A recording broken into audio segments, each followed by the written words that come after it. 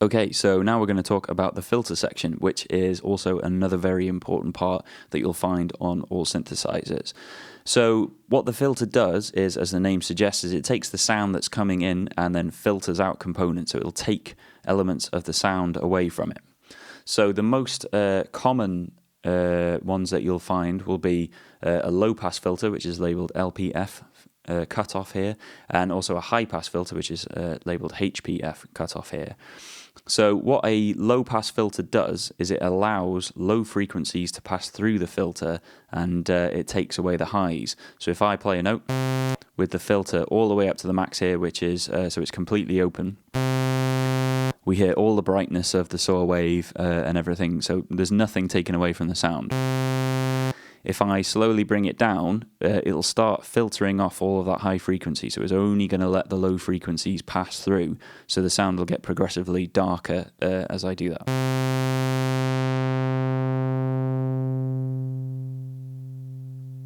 All the way down, if the filter is all the way down, we get very, very little comes through, just the very, very bassiest of sounds. Likewise, on the high-pass filter, this does the other way. So when it's all the way down at the bottom there, it's letting all of the sounds through.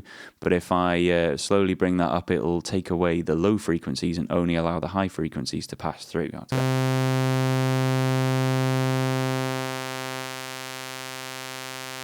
So when it's all the way up there, all of that low end is taken out of it.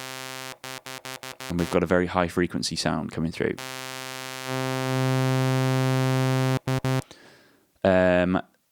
You can also choose on the low pass filter on this how aggressive that is. So on this one we have a choice between minus 12 decibels or minus 24 decibels. What that means is for every octave that the filter closes by, it'll reduce the amount of top end by either 12 decibels or 24 decibels. So when it's lit up, it's on 12. When it's off, it's on 24. And the 24 one is a more aggressive filter. It's a much sharper filter, if you will. So if a 12 decibels is sort of a shelf kind of like this that's sort of closing, then a 24 decibel one is a much sharper filter that will take off a lot more of the top end. So depending on the type of sound that you want to create, you'll probably want to choose between 12 or 24. Some synthesizers will give you minus 6 or minus 18 or even minus 48 if you want a very, very extreme one. But 12 and 24 is perhaps the most common one. The other control to talk about that goes hand in hand with the low-pass filter cutoff is the resonance control, which is the one next to it. So what the resonance control does is it boosts the level of the signal at that cutoff point. So, for instance, if you imagine the waveform is going flat across, as I bring down sort of the cutoff point through the waveform, the resonance control gives me a spike at the top on here. So as the sound is sort of dying away in the filter, it spikes at the top before it comes down. So, for instance, if I bring in some resonance when the filter is all open, you'll hear a lot of high end come into it because it's adding that big boost right at the top of the frequency spectrum. But because it's at the top range of our hearing, it's not as noticeable. But as I bring the filter down with the resonance up,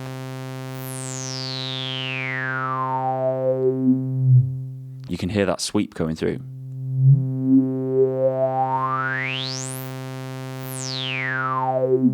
So without the resonance on, move the resonance quite a lot of the way up.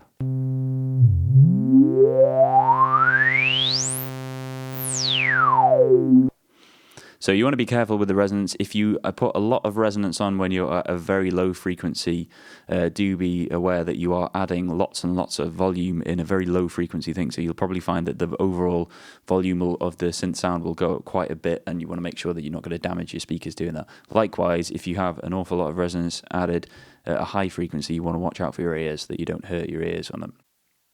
Okay, so the next thing I want to talk about is the attack, decay, sustain, release. So the envelope control that works with the filter. So we already looked at attack, decay, sustain, release with the amp, but now we're going to look at it to do with the filter. So with the filter on here, the other control that comes in play that's important to know about is the envelope amount on here. We didn't have one of those on the amp to go with the ADSR on this one, but it is quite important on this because allows us to add certain amounts. So we may choose an overall shape for the ADSR for the filter, but this allows us to choose how much there is. I'll explain that fully in a second, but I'm just going to turn it up all the way to the maximum just to illustrate what the ADSR does on this one. So in the same way that we had attack, decay, sustain, release to do with the volume of it, now we have attack, decay, sustain, release to do with the overall filter.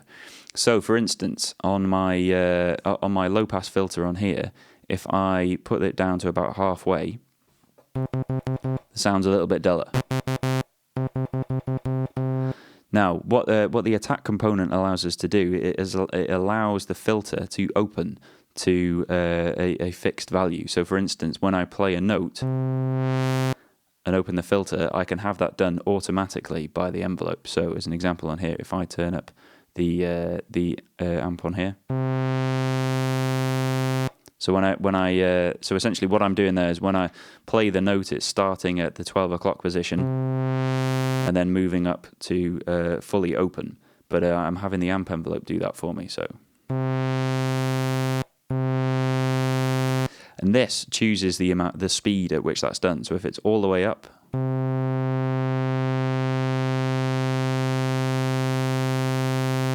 it opens up very slowly.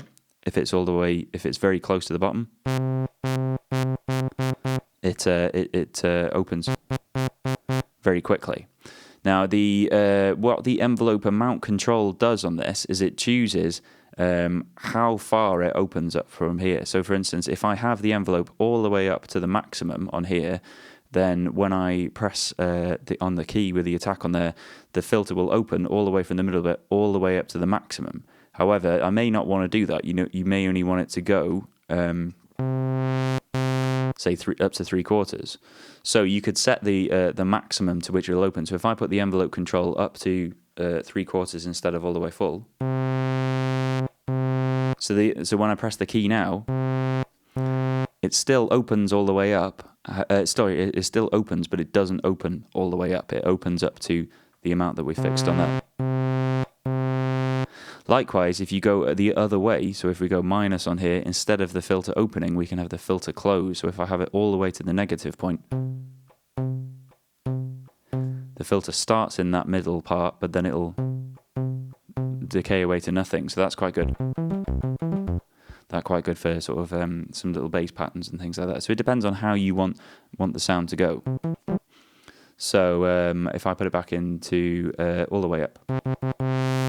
So it's opening up for us there. Okay, so now I'm just going to quickly talk about what the decay, the sustain, and then finally the release controls do with this now. So I've just got the envelope all the way back up here now.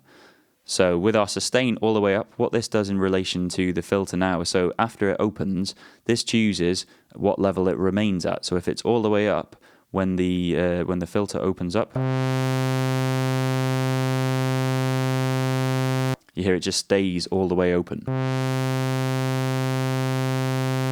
If I bring the sustain down to about halfway, what the sound will do is that once it reaches all the way open, so once it reaches the full openness, it'll snap off and come back down to the middle thing because we don't have any decay on.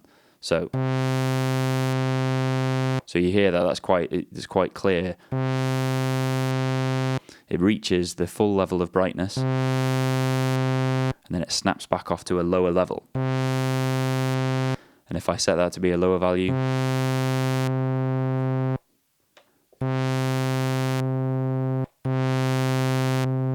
if I have it all the way down, it'll set it back to be exactly in the middle as well.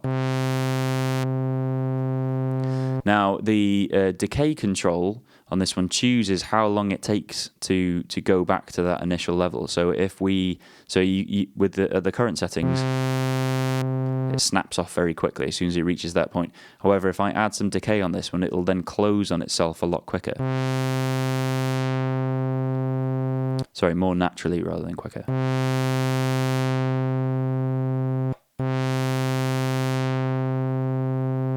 So that's quite handy as well. So now we have kind of a rise in fall. So without having to do it with the controls, essentially instead of me doing,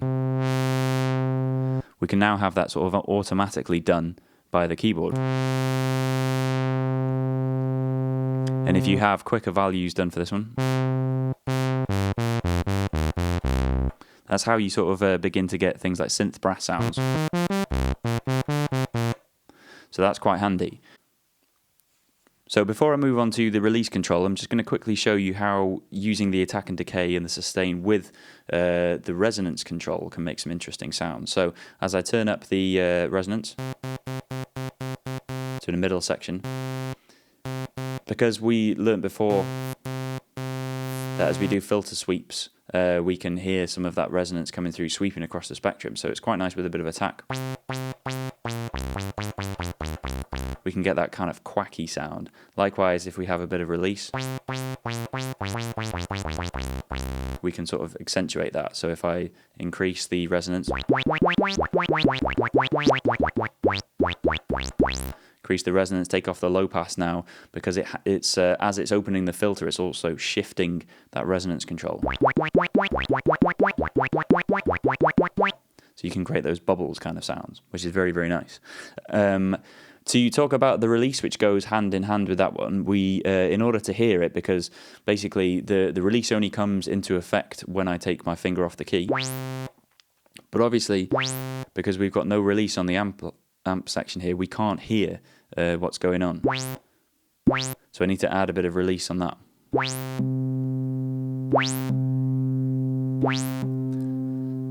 So basically, when I take my finger off the key, the filter is shutting based on the release time. So at the moment it's doing very, very quickly, snapping off instantaneously back to that initial setting. If I bring in some more of the attack, more of the release.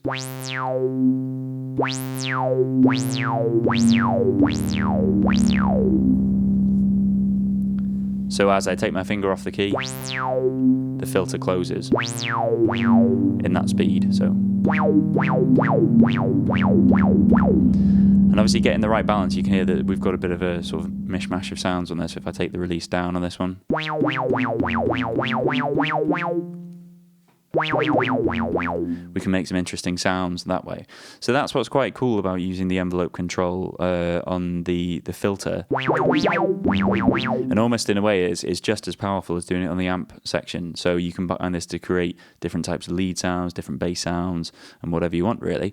And obviously using the envelope and mount control, you can choose how extreme that is. So all the way up.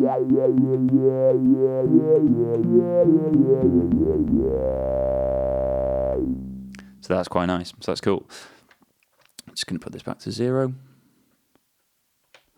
And then finally, the other control that you'll find on this one it is called key, or it can be sort of keyboard tracking, you might find it called on a lot of synthesizers.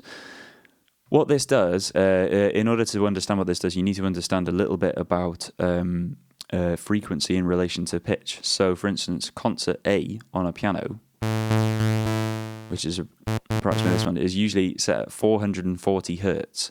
So that's the fundamental frequency. So, for instance, on the same pitch on a synthesizer should be 440 hertz.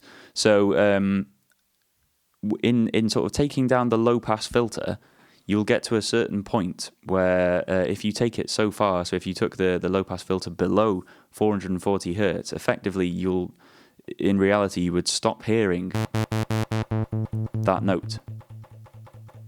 Now obviously I've taken the low pass filter way down past there, and we can still hear some of that note coming through. And the reason that it does that is because of this thing called keyboard tracking.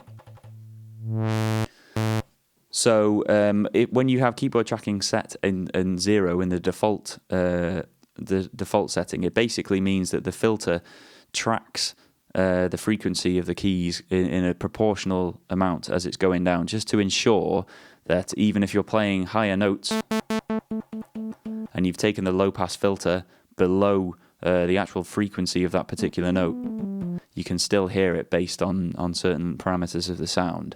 Really, I mean, you can alter it, so you can skew the keyboard tracking to be plus or minus. So if I take it all the way down to minus on there, it becomes a more realistic kind of thing. So now we can't really hear anything when I play concert A, up until I get very much closer to it. Or you could bias it the other way if you want. To be honest, it's more of an advanced technique. It isn't really something you need to worry about if you're beginning, but it's worth to know what it does just because it is there on a synthesizer.